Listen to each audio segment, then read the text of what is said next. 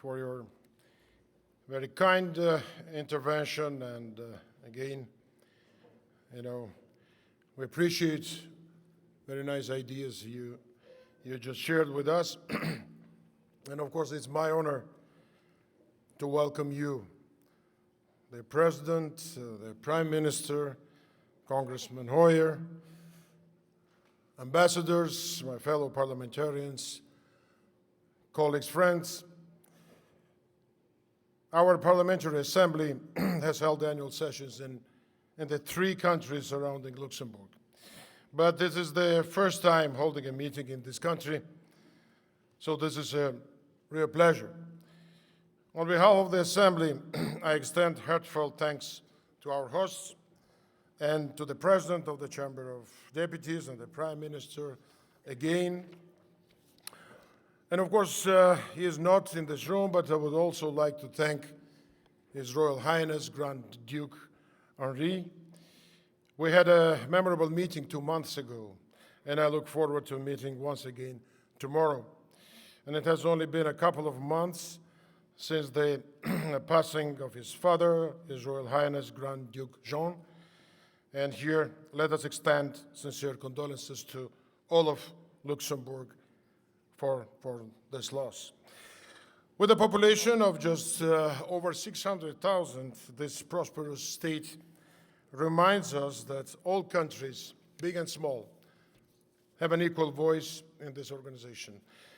With the official languages and half of its residents, foreign residents, Luxembourg also embodies the spirit of internationalism that is at the heart of the OSCE. The theme of this year's session, Advancing Sustainable Development to Promote Security and Role of Parliaments. This theme reminds us that parliamentarians are in a unique position to promote security, development, democracy, and environmental protection with our countries, as well as to hold other countries to account. It recalls our responsibility to work to improve people's lives and strengthen good governance in the OSCE participating states. As parliamentarians representing more than 1 billion citizens, we have a duty to speak out on behalf of the principles on which our organization is founded.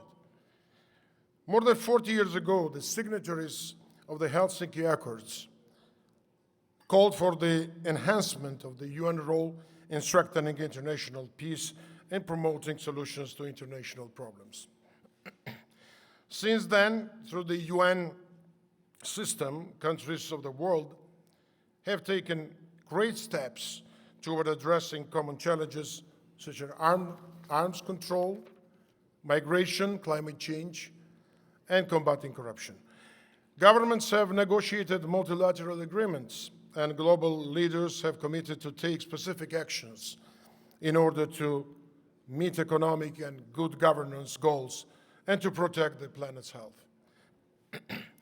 Of particular relevance to our annual session are the UN Sustainable Development Goals, which provide an action plan to promote peace and prosperity, providing 17 targets on areas such as economic inequality, innovation, and sustainable consumption. Nearly 20 years ago, standing at the UN rostrum on behalf of the Georgian Parliament, I spoke in favor of this global agenda. The goals, which you all know very well, are founded on 5 pillars: so people, planet, prosperity, peace, and partnerships. All 5 of these priorities are at the core of our organization's major activities. The OSCE is contributing, but we have to do more.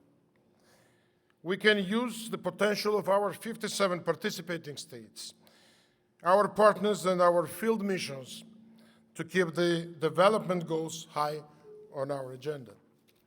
But unfortunately, too many of our governments set aside some of their responsibilities. We are seeing multilateralism undermined and international agreements violated with impunity. Meanwhile, many of our global challenges grow more entrenched. Tensions rise and new threats emerge. For example, the tense situation regarding Iran, which is not directly related to the OSCE mandate, but which shares a border with several OSCE countries. In this regard, I would highlight the OSCE's model of dialogue and conflict mediation as alternative to military action. While not perfect, the forum provided by the OSCE has long prevented great power conflict and provided a basis for trust building and stability. This is why many academics and policymakers have for years discussed the idea of a Helsinki process for the Middle East. With tensions at an all-time high, the conflict still impacting Syria and other countries of the region, it's perhaps time to give this idea greater consideration. Dear friends, if we hope to make progress in building security and sustainable development, our focus must be on tackling the crisis that already exists. There is still conflict ongoing in eastern Ukraine. The humanitarian burden is huge, and we cannot allow innocent civilians to be hostages to political disagreement any longer.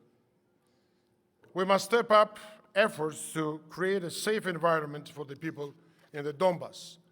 OSCE leaders and our third committee, including also myself and our staff leaders, conducted numerous visits to Ukraine over the past year to promote resolution of the crisis. We are witnessing more aggravated violations of human rights in Georgia's occupied territories. This requires effective international action. The Nagorno-Karabakh conflict also needs more political will to guarantee progress towards peace. This is also necessary for the Transnistrian settlement in Moldova. Without conflict resolution, we cannot achieve progress, also in other areas of sustainable development, such as poverty or the environment. Conflicts and wars are causing economic and environmental disasters, making it unrealistic to fulfill the SDG agenda. We cannot afford to ignore climate change either. Time is running out. We must take decisive action to limit global warming. As I witnessed weeks ago in the Arctic region, the consequences of inaction will be disastrous for hundreds of millions of people all across the OSCE. That's why a strong multilateral response is most needed to tackle this challenge. For security and development, we also need a robust commitment of human rights and good governance. Sadly, it has become the norm to scapegoat minorities with a troubling rise of hatred and violence. We need decisive action to prevent violent hate crimes and to reassure all of our citizens that bigotry will not be tolerated in our societies. Public figures, and that includes, of course, all of us, gathered here in Luxembourg must speak out clearly against intolerance and leave no doubt where we stand. At the time of the highest number of conflicts since World War II, some 71 million people, including over 30 million children, have been forced from their homes worldwide. We must keep in mind our obligations to uphold the highest standards of human rights. My dear friends and colleagues, the Assembly, in our final declaration that will be adopted here in Luxembourg in a few days, they will provide policy guidance of many of these issues and more. Following thorough debates and extensive work in the three general committees, we will vote on this document in plenary session as a reflection of the collective voice of the OSCE. In our deliberations, we must keep the needs and demands of the citizens in mind as we set the OSCE Parliamentary Assembly agenda for the coming year. Throughout the OSCE area, citizens have organized for action on climate change. In several countries, abuse of power, corruption, democracy, and rule of law have also been grounds for protests. We should view this unrest as a reminder of the need to fulfill promises to our citizens and meet their expectations. As the OSCE most OSCE's most representative body, the Parliamentary Assembly has a duty to listen closely to the demands of the people and ensure that they are channeled to the political leadership of the organization. This Assembly is active throughout the year on many fronts. Through its election observation activities, its ad hoc committees, its special representatives working on numerous issues, and through field visits and parliamentary diplomacy. Our Assembly has extended and expanded partnerships with other international organizations. This outreach has strengthened our ties in Central Asia, in the Mediterranean, and across the Atlantic. We're working to advocate our shared priorities with the Slovak chairmanship, including on issues such as conflict resolution, youth and gender, and effective multilateralism. Through our work here in Luxembourg, we will contribute to the strengthening of international cooperation, the reinforcement of international norms, and to the development of dialogue-based mechanisms for conflict prevention and resolution. At the time of heightened tensions and mistrust between East and West, the dialogue is more important than ever to ensure security for our societies. In this spirit, I look forward to the debates here in Luxembourg, which I expect to be constructive and meaningful contribution to the implementation of our Sustainable Development Agenda. Open dialogue has been a hallmark of the Assembly's work. We should always build on this strength and put it to full effect. Together with Prime Minister Bertel and our American colleagues, we celebrated yesterday Independence Day and the 50th anniversary of the first moon landing.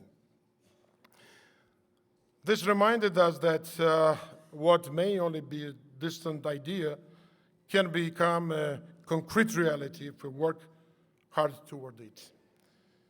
In closing, allow me to thank once again our hosts for the excellent organization of this meeting.